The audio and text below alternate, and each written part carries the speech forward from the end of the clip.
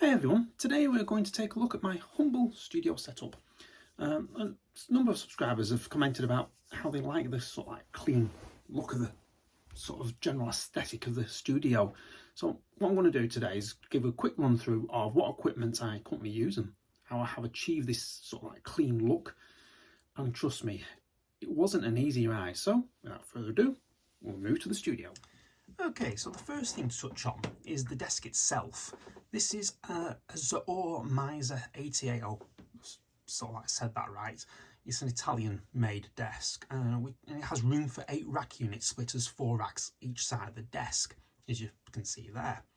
Depending on how the unit is powered and where the audio outputs are, it will determine if the unit can actually fit in these racks. For example, if you've got the power switch on the top of the unit, and so are the audio inputs and outputs, it's unlikely the unit will actually fit, so you can actually switch the machine on and fiddle around with the audio inputs and outputs. And we also have a pull-out drawer for the keyboard to sit on, allowing for a comfortable playing height. The height between the drawer and the floor, as few people have asked, what will I be able to get my legs underneath? Well, to give you an idea of the height, it's approximately the same as that of a grand piano. So from the floor to the bottom of the keyboard of the grand piano. So there should be plenty of room for an average sized person. The Zaor, though, have updated the range of desks, and I couldn't see this model available anymore, but you might be able to get stocks that are still floating around. So instead, what we'll have a look at is in this middle drawer here. Well, it's a middle drawer.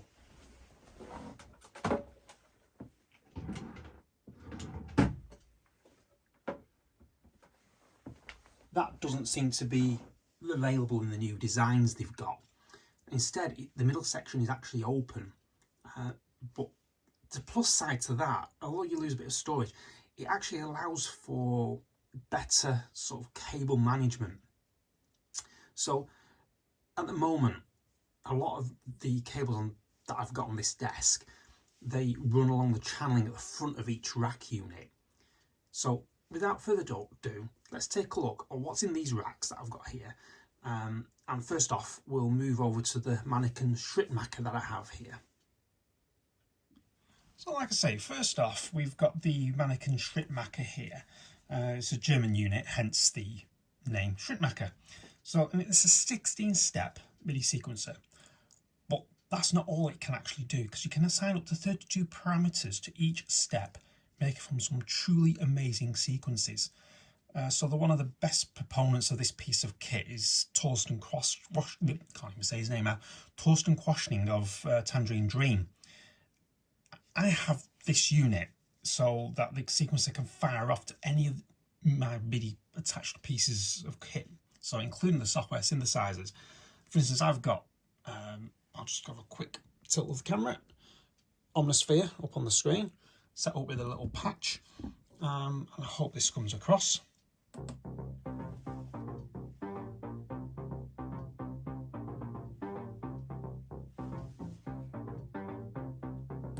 So very Tangerine Dream, Jean-Michel Jarre style that, and it's just absolute fantastic little bit of kit to get sort of a new type of feel to your sound. What you can do is actually have each lane, if we just go into the sequencer lane, so each lane here, you've got up to 8 lanes that you can go up to, and each one can do a different parameter. So if I want to, I could actually set this to alter the modulation wheel. So when this sequencer is playing,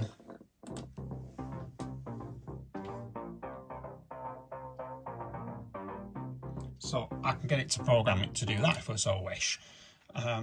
Absolutely brilliant bit of kit. Next up, we have the Blackmagic Multidock 10G. That is connected to my computer by a USB-C cable. This allows me to swap out drives as and when required, and is really useful if the internal space is getting kind of tight for adding any additional drives. So at some point, I do intend to ensure each of these little bays here, they hold at least a 2 terabyte drive, giving me a total of 8 terabytes of external storage. all running at a 10 gigabyte per second speed to the computer, which is absolutely fantastic. You don't notice any difference between it being an internal and external drive. It's absolutely wonderful. So the current drives house all my contact libraries, and I've not noticed any impact on my access speeds when using these libraries. So it's absolutely brilliant to sort of like offload probably some of your patch libraries and your sample libraries from an internal drive to these external drives, giving you a little bit more room internally. So here we are on the right hand side of the desk on the little racks that I've showed you before in the distant shot. So what we have here, first off, is top one here. That is a Furman M10XE power conditioner. It's a great piece of kit to ensure clean power to your connected units. It also allows for some very tidy cable routings. The cables go from the unit directly into the back of the piece of equipment, so you don't get anything coming out the front or anything. So this will accept any piece of equipment that has a normal kettle lead connection. So that's one of those dumpy 3-pin entry leads that you find on kettles, hence kettle leads. Now, we now turn to one of my oldest pieces of equipment. This is the Korg TR-Rack. This is a modular version of the Korg Trinity, and it does house some great presets. Sadly, the editor I used to use, it's not been updated in years and probably won't be by Korg, so it don't work on Windows 10 or 11. So it just provides me with the stock sounds unit came with. Most are very useful still and can give your composition a nice sort of retro vibe if it is needed, sort of 80s, 90s. So there's some great drum and FX sounds in there also, which get an airing every now and again on some of my compositions. So next up, this one, this module holds a little special place in my heart, and there's one simple reason for that, because it is the very first external synth module I ever purchased, and it's a Roland M-VS1. This houses some of the Roland's vintage synthesizer sounds and is a budget version of their SR JV card for the JV1080 and XP50 workstations. It was made in 1995. It comes with, if I remember rightly, 255 patches and has a 28 voice polyphony. The downside is that there are very few editing possibilities, because the editing has got to be done by good old system exclusive messages. Those of you sort of well versed in MIDI lore will know what a pain in the absolute backside it is to edit any synth via MIDI system exclusive messages. So this last item right here, that's an RME UFXII, and it served me well for a number of years. I bought it literally as it came out, and it has 60 audio channels and is capable of 192 kilohertz signal paths. There's a couple of MIDI inputs, one set to the back and one set at the front here. The ones at the front do allow me for sort of quick connections of any small modules that you have around, but we'll get to that later, because I do have a few little ones that I haven't actually got out on the desk. So that's what's on the right hand side of the of me Zaor Miza desk. Now, I'm going to try and keep this gimbal as steady as I can for you here, because we're now moving to the sort of like outer realms of my sort of rack stations here. So we're going to spin further to the right and take a look at what's in these racks here. Both these rack units that you can see here, they came from Gear. Yeah, what was it now? Gear. I can't remember the blooming website now. It'll come to me in a minute. Gear for Music, that was it. Gearformusic.com. I bought them from there, and quite sturdy units, these two. So at the top rack here, we now have a Modal Argon 8 wavetable synthesizer. I've not really got into using this yet, even though I've had it for over 12 months or more. But as the name suggests, this is capable of 8 voices with a 32-step programmable arpeggiator. It's very easy to integrate this synth, as it comes with its very own synth editor that is available as a VST inside any sequencer that will take a VST. It makes things super easy to set up, and all you need to do then is add an audio channel to record the output, and you're pretty much away there. So directly below that, we have a Oh, steady, steady, come on. Thank you. It's a Dave Smith's Prophet 12 desktop module that I've put into the rack just for sort of like space saving more than any other reason. This is a 12 voice polyphonic synthesizer with a complete analog signal path from the filters to the very outputs. However, the oscillators, I can't even get my teeth in here. However, the oscillators are digital, and this unit does boast 4 of them with a single sine wave sub oscillator. So that's that. So what's below this is a very interesting new acquisition. I got it at the back end of last year, actually. It sounds so long ago, that. It's only about 2 weeks. But anyway, this is a MIOXL. This thing's a bit of a beast, as there's 32 MIDI ports in total over a mixture of normal MIDI DIN plugs and USB-A ports. So a quick word about the USB connections. If your synth is USB class compliant, the chances are it will work with the interface. However, if it requires proprietary drivers like my Korg Radias that I've got below here, then you're out of luck, because you will have to connect that directly to the computer for it to be recognised. The great thing though about this is this interface here is you can connect it via RTP MIDI using just a normal Cat5/6 connected to your router, and it gives great flexibility, especially if you need to add another MIOXL to your setup. I've not got that far yet. It's on the cards. As you can see, I've got one USB lead. Don't ask me why on earth they've gone and chucked it at the front of the unit, but they have. The USB connection's at the front. So what I'm going to do, I'm going to do a full review of this unit at some point, once I've got used to using it. But at this moment in time, I've got all my MIDI equipment connected and it speaks to it and works. So I'll have a fiddle later on there. Right, we now move to one of my favourite synths in this little collection, the Korg Radias. This is a virtual analog synthesizer which was released way back in 2006. This uses the MMT, that's Mike Tango technology, which can be found in their original Oasis flagship synthesizer. If you put this side by side with an MS-2000, you will see the knobs and buttons are set out in a similar fashion, but they do sound very different. You can also feed external sounds into the audio inputs and feed it through the Radius' own filters and envelopes. It even comes with a vocoder, so you can get all Kraftwerk if your tracks sort of like call for that type of thing. We now move to another synth, which is, well, it's sort of like another rack module really, and it's a Korg Triton, which is very similar to the TR-Rack we saw earlier. It does, however, provide substantially more sounds and can be edited using the front panel, which makes things a little bit easier. I may, however, pick up the Korg Triton collection in software and offload both the TR-Rack and the Triton rack to make space for something new. That's going to be something for a future discussion, except all I will ask is if anybody has actually picked up the Korg Triton software synth from Korg. Leave a note in the comments below what you actually think of it.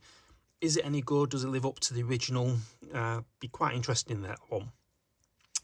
One much overlooked item for studios is an audio patch bay, and I'm using an ART P48. I'm just checking to make sure. Yes, it's P48. I just wanted to make sure I've got the right model number there. And it allows me to route all my audio outputs to this little interface, and then I just use patch cables in the front to feed them to the inputs on my RME interface top. All the connections from the external instruments on the back, and allows me to hide all the audio cables and keep them out of sight. As the saying goes, out of sight, out of mind. It's quite simple. So we now move back to a nice shaky gimbal shot as we move up to the top, and we have a look at an Access Virus TI Snow.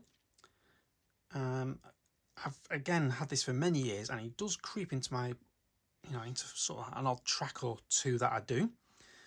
And the little thing has a whopping 50 voice polyphony and it's very recognisable sound. You've heard it in a lot of trance dance tracks. Thanks to the VST editor, it makes integration into your sequencer of choice a complete breeze. So it also features audio over USB, so it makes for really neat cabling. Hence, see, that's all we've got is a power lead, USB lead, no audio cables. So that's what I've got up here, nice and neat cabling. Next to this, if I just move over slightly, we have a Waldorf Blofeld, and this is an absolute belter of a synth for pads, atmospheres. In essence, it combines analog, wavetable and FM synthesis in one unit. It has a 25 voice polyphony, and you can store over 1,000 patches, so you're not going to run out of inspiration anytime soon on this one. Best thing is you can import Waldorf Q and it's the old Waldorf Q and microwave sounds into this unit. I've got a few patch libraries that are freely available, and we'll have a look at some of those sometime. So I also have a VST editor for this that I use now and again for easy integration to my workflow. Now, there's something you can't see as I control it totally by software, and it's the CraftSynth Mark I. That is a monophonic self-assembly synthesizer that I got off my brother for a big birthday that I had several years ago. It's a simple 2-oscillator synth with a really big sound, actually, for such a small diminutive instrument. It used the same VST interface as the Argon 8. And as the knobs are, well, let's just say on the small side, I just tend to use the software, hence why I've got it hidden sort of round the back, and I'll just sort of goes all the way back there, and it's behind the back of that unit here, because there's a lot of empty space inside with these racks because they're sort of like top down facing. So that's where I've hidden and squirreled that one. Oh, and if you're wondering what that wooden block is, well, what it is, it's just hiding behind there power outlet, so it just doesn't ruin the aesthetic look of the studio. Sort of, there we go, makes it look nice and tidy, when in actual fact behind there is a whole forest of wires going into an 8-gang plug socket. Right, we're moving to the very end now here, and the monitors I use are the Neumann KH120As, which really sound great for this little room.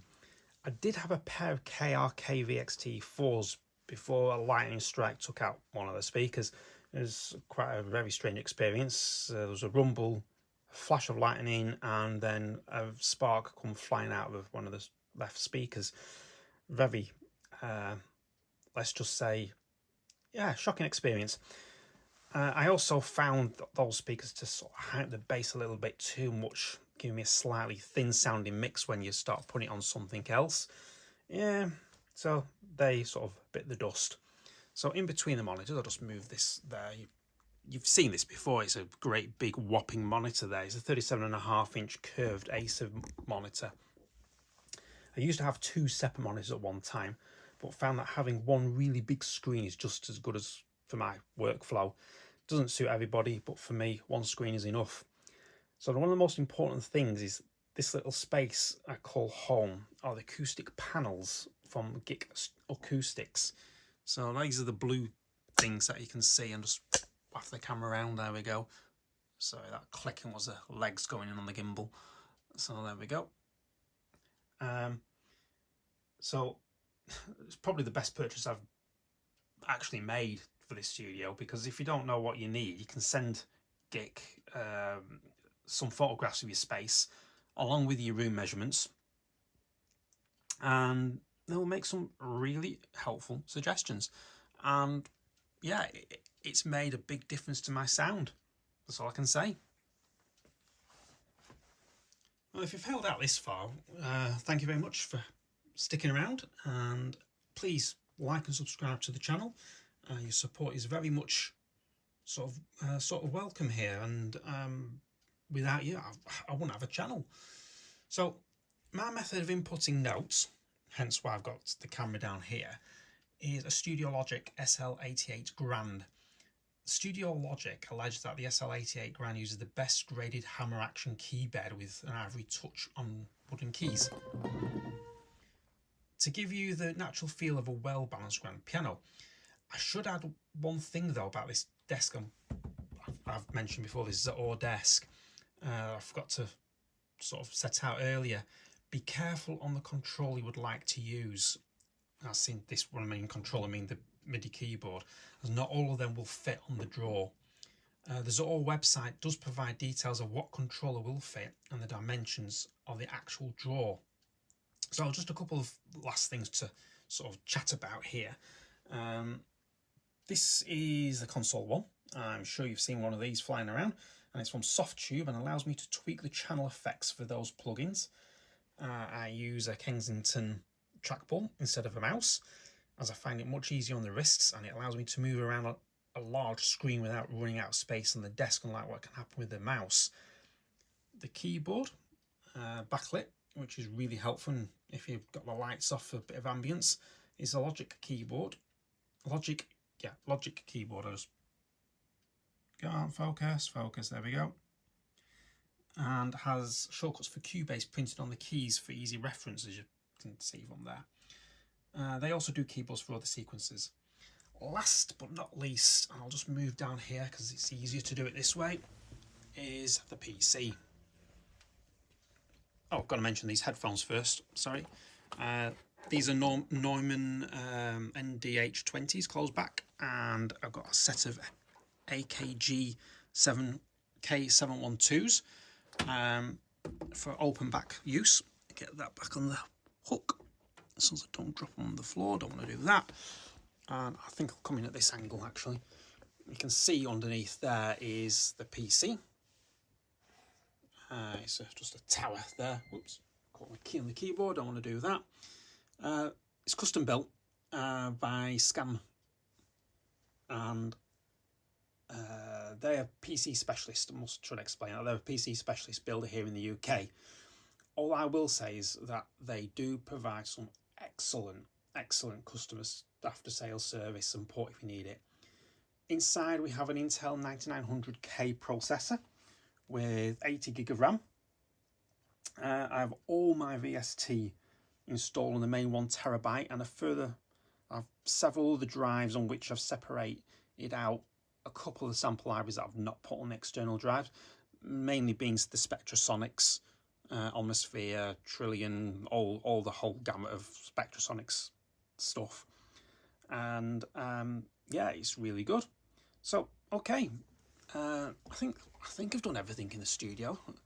I do have a Wing controller that I've not used that often because I've another guilty pleasure of mine. I do play the alto sax now and again, so I picked up one of these donks ago. I've given it a whirl. It doesn't feel the same as playing the alto sax directly, so yeah, take it as you will. What have I got? Other thing is to look at is storage under the desk. Wonderful flip lid storage. So all you need to do, hang on, excuse me, just move my mic a bit. Whoops. There we go, a bit of storage underneath there, and it just keeps things nice and tidy. And then you can put some drawers up there as well to keep things out of the way. I think that just about covers everything in the studio. Oh, one last thing, forgot to mention. This wonderful little gadget here, the Studiologic SL Mixface, absolutely brilliant. Allows you to control your sequencer, and then at a flick of a switch, you can move to a MIDI controller, so you can actually sort of send MIDI CC messages just at a flick of a switch, and then flick it back, and then you control your sequencer again. Absolutely brilliant. So there we go. That's the studio, and what I hope has been an informative little walk. Okay, so there we have it, my humble little studio. If you've got any questions about any of the equipment you've gone through, you've looked at, then leave it in the comments below, and I will certainly answer it best I can. I'm clearly might take a bit of time depending on the depth of the question you've asked, but I will answer you. And so, as always, thank you very much for your support. As I said earlier in the video, without your support, this channel would not exist. And just remember to give the video a thumbs up and subscribe to the channel, ding that bell, and it'll help the algorithm out and get this channel sort of a bit more exposure and allow me to provide more insights into studio, into music. I'm contemplating doing more sort of like theory-based videos. It's like music theory. If that is something you're interested in, please let me know below, and I will certainly set up a series for that. And so I will catch you in the next one.